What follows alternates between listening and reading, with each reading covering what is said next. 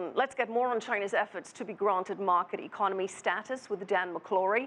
He's the managing director of Bonwick Capital Partners, and he joins us now live from California. Dan, always good to have you. Thanks for joining us.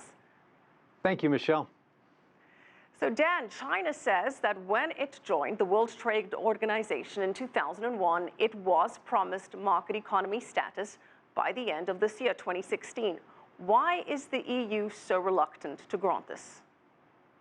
Well, I think we heard a number of reasons from Brussels just now, but unfortunately, that deadline, that 15-year anniversary at the end of 2016, also coincides with the expiration of an EU protocol from the WTO that relates to Chinese tariffs. So we've got this double deadline that's taking place, so it's really packaging the issues right at the same time.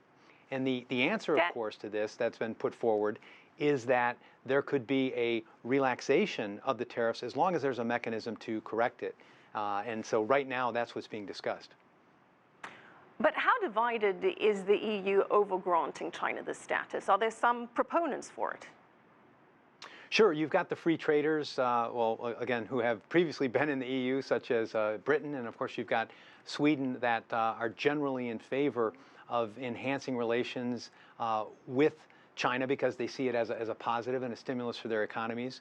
The divide actually comes in a couple of industries that are very, very seriously affected. We've heard about steel, and steel imports were up about 28% in the first quarter of this year. So they continue to be a significant part of what China is exporting into the EU, and also textiles. And textiles bring in Southern Europe to the equation. So you've got countries like Italy and Spain. Textiles are slightly different because China itself has been somewhat under competitive threat from other countries in Southeast Asia. So Dan, does the Brexit, you mentioned Britain, does the Brexit impact this in any way? I think it does, because you have this free trade sentiment of some countries, and then you have this willingness to want to come together and negotiate as a bloc.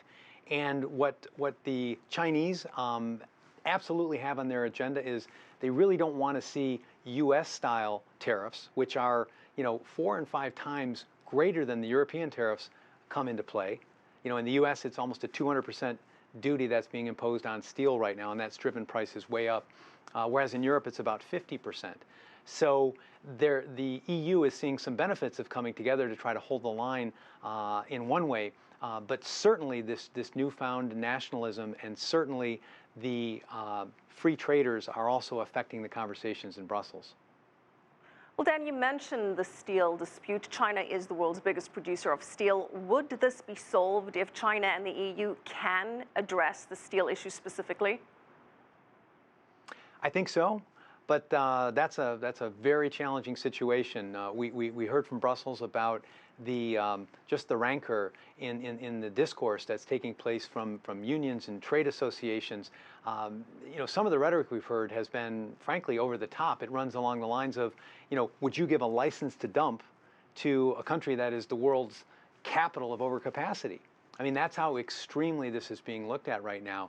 But there is a framework for a discussion. This got started last week during the China-EU summit that was taking place in Beijing.